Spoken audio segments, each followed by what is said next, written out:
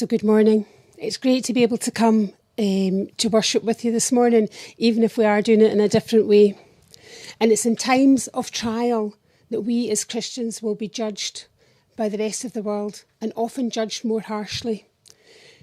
So this is the time when we need to press in even harder, holding on to our faith and not to allow ourselves to be overwhelmed by panic and fear. We need to continue to let others see the light of God in us and to see his hope and his grace, his peace and his love in all that we do. When Amy was younger, I had been cross with her about something. So my words came from annoyance and were negative and nitpicky. Amy disappeared up to her room, as teenagers do. And after I'd calmed down, I went upstairs to speak to her. And she'd put a poster on the outside of her bedroom door saying, "You're entering a positivity zone. Please leave all negativity outside." So we must be careful of becoming consumed in negativity and the impact that can have on those around us. There's still so much to be very thankful for. The last time I spoke at Grace Church, I shared that my birth mother had passed away when I was just a baby. So much of my early experience of being mothered came from my gran and my aunt, but also from my dad, who for that period of time took on the role of being both father and mother to me and my two sisters. And many of us will have wide and varied experiences of being mothered and of motherhood. I work for Barnardo's, and sadly on a daily basis we see the devastating effects of negative experiences of motherhood. And it's a consequence of people living out of God's will and purpose for their life. He created people to look out for each other, to nurture, to care for and to encourage and to love their children. By the time Jim and I had been married for about 8 years, I asked God if it was not his will for me to be a mum, that he would take away the deep longing I had in my heart for this, and that he would show me clearly what his purpose was for my life.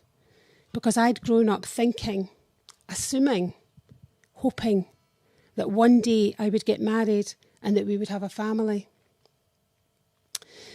And I did indeed get married.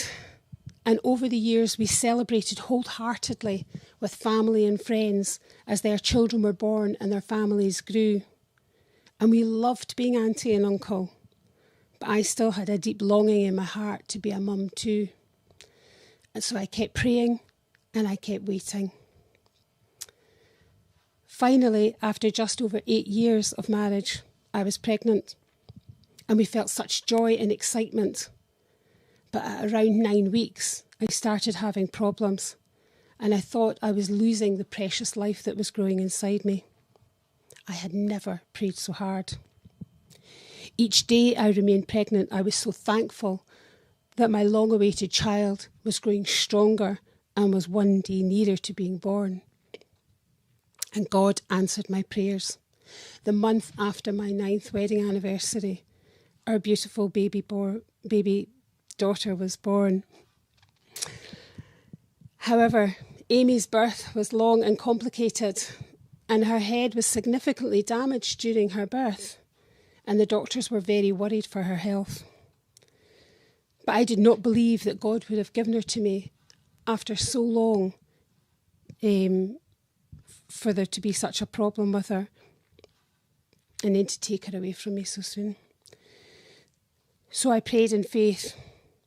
We were kept in hospital for a week after her birth, and when we were allowed to go home, I had to take her up to the hospital every day so she could be monitored and checked. Then, around a month old, she started to develop a large pocket of fluid on the back of her head, and we were referred to the brain injury unit at the Western General in Glasgow. And to cut a very long story short, she was diagnosed as having had her skull fractured when she was being born, something the consultant said he'd never seen in such a young infant other than one who had been in a head-on car crash. The doctors were concerned she might have permanent brain damage, and she underwent tests and examinations and was monitored regularly. And at around 5 months, we were given the all clear for that. But the consultant said that it could take a year or maybe even 2 before the pocket of fluid would disappear from the back of her head and her scalp would return to normal. At the time, I attended the Falkirk's People's Church, and our ladies group had prayed over Amy at each stage of this journey. And thank God for faithful women. And praise God, day by day, we saw a significant reduction in the fluid on the back of her head. And within weeks, not the expected months or years, the fluid was completely gone. When we next went for a consultation with her consultant, he was amazed. And I said to him, I don't know if you're a Christian, but I am. And the ladies in my church have been praying over Amy, and look how well her head is healed.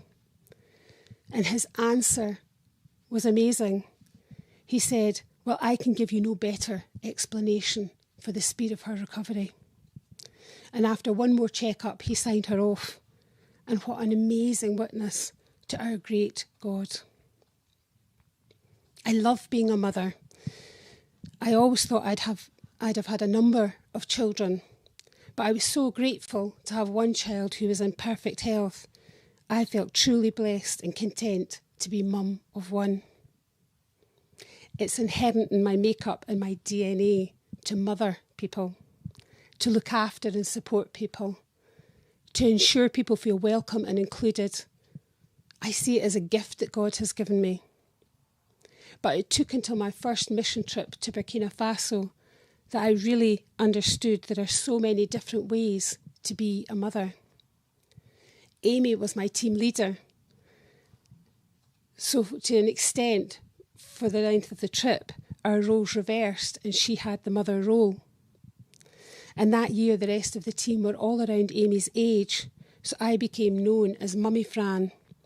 And much to my delight, the name has stuck. And now some of the teachers from Burkina call me Mummy Fran, Mum, or Amy's mother, all names that I'm proud to answer to.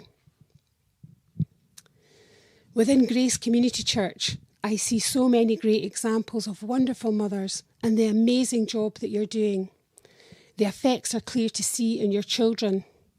You might see them having tiffs and arguments, but I see them as being so capable, so loving, so kind, so thoughtful to themselves, to others and those around them. Sometimes I think we don't value motherhood as much as we should. I've often heard women who are asked where they work say, oh, I don't work, I'm just a mum. The implication being that what they do as mum is somehow not very important. But God entrusted his son to be born of a human mother, an ordinary young woman going about her ordinary life. But because she held on to her simple faith and trust in our extraordinary God, God entrusted her in an extraordinary task in the humblest of circumstances. A mother who gives us a perfect example of the unquestionable faith and trust. The Bible gives us so many other examples of wonderful mothers. Mothers we women and men can learn so much from. In Luke chapter 1, we read about Elizabeth, cousin of Mary. Elizabeth was a much older woman, yet still childless. I see parallels to me. And society at that time would have thought it was a sin that had prevented Elizabeth from having a child. And this judgment would have been very harsh for Elizabeth, as her husband was a priest. Elizabeth and Zachariah remained faithful, and God blessed their faithfulness. Elizabeth went on to become the mother of John the Baptist. Elizabeth is a wonderful example of a mother who believed and trusted in the waiting. In Exodus chapter 1, we read of a Levite woman called Jochebed, a mother who was living in trying times, but who was determined to protect her child. At that time in Egypt, to prevent any challenge to his power and authority, Pharaoh had commanded that every baby boy must be thrown into the Nile to die. Jochebed had given birth to a son, so she kept him hidden for 3 months, and it couldn't have been an easy task for her. Exodus chapter 2 tells us that when she could no longer hide him, she coated a basket in tar and pitch and placed the baby in it, and then carefully placed it in the reeds along the bank of the Nile.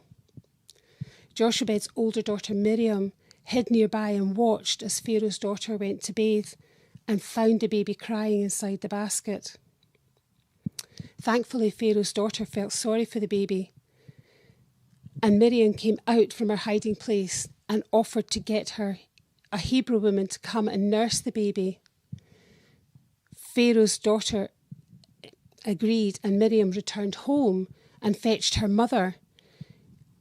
And Pharaoh's daughter paid Jochebed to nurse and raise her own baby until he was old enough to come and live with her in the palace, and then she adopted him as her son and named him Moses.